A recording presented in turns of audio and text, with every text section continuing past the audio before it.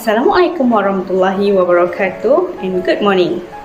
My name is Nur Alia binti Muhammad Rosli, matric number 9503-31085504001.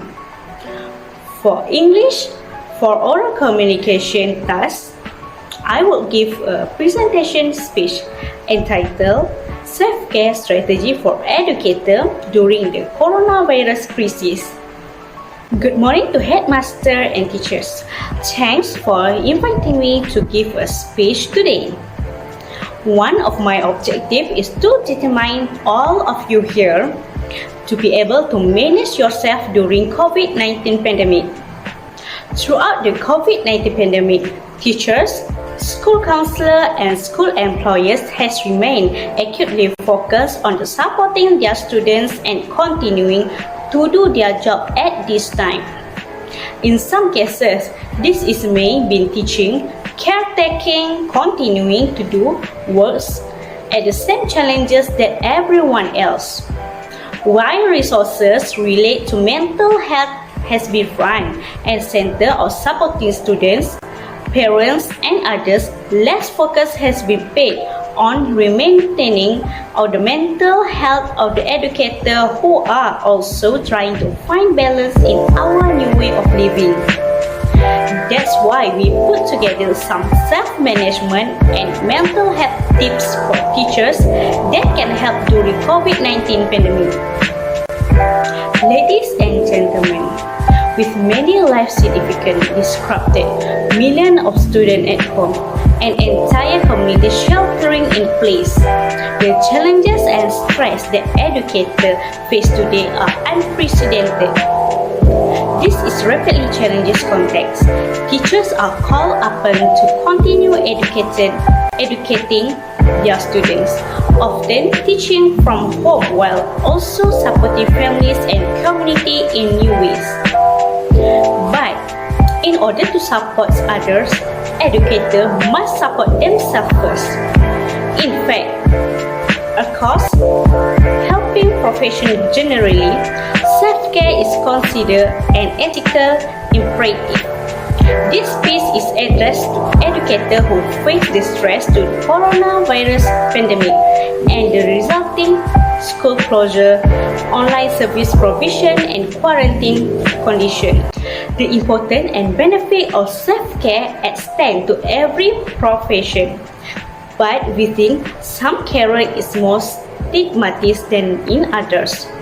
People in caregiving position like a teacher, for example, often find it easier to tell everyone to take care of their health than to do so themselves. It is because educators are encouraged to focus so much energy on others and so little on themselves. Self-care is necessary for teachers to maintain good mental health. First, teachers need to reduce the overload for yourself and your students. Experiencing a lot of stress and change has diminished everyone's mental capacity to handle the load. Allow yourself to reduce the load. Consider implementing the same lesson as normal, but in a smaller amount. Of course, your school may have existing protocol around facing and workload as well. For example, if you normally assign 5 word problems, consider cutting that 2 or 3. Reduce mental and emotion burn out yourself, your student and family supporting students. Secondly, practice self-awareness. Being aware of the accepting your own thought and feeling and adjusting your action accordingly are essential this day. However, getting stuck in your feeling is too easy when you are worried about your own health and safety and the well-being of your family and community. Experiencing feeling is important as long as you do not become your feeling. These following points are helpful for facing significant challenges and a high amount of stress. Ladies and gentlemen, sometimes it is really important to get a formal consultation. In your role as a teacher, a colleague or more senior mentor might be able to talk to you through a specific work challenge you are facing. But when feeling of depression, anxiety or stress being regularly interfere with work and life, make an appointment with a mental health professional may be extremely valuable. Many people during this pandemic have struggled with mental health challenge. Asking for help is a sign of strength. Most schools have an in-house psychologist or social workers you can talk with for refer. Or you can always go to primary care physician to obtain a referral. Next, stay calm and focus. Studies show that mindfulness practice can reduce emotional reactivity and support decision making. Sitting or walking in a nature, physical exercise or talking with a good friend can also help. Bottom line, do what works for you and think about strategies that has been helpful for you in the past and trying to apply first. Become aware of the story you are telling yourself.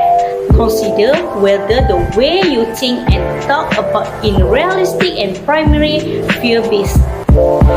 If you find that works through most roots in a fear, and you are having trouble staying calm and focused, allow and accept your feeling and give yourself permission not to force or push things.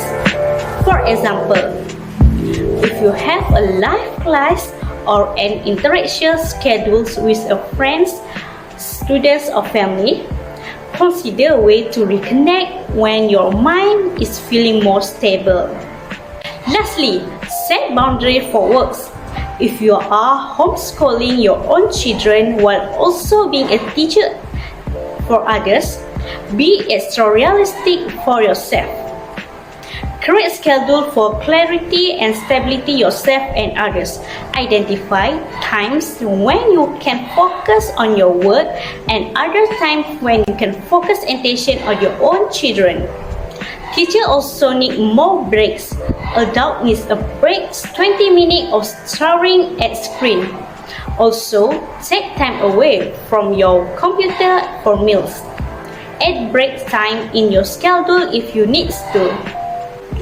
Putting in a nutshell, friends, family, colleagues can be a great source of support when you are feeling stressed or down. A low mood or some anxiety is normal, but instance a prolonged feeling of hopeless, despair, or anxiety are not. Seek professional help if you are feeling that fear or hopeless is significantly disrupting your daily functioning. Many mental health providers are offering remote sessions by phone or video if needed. That's all from me. Thank you.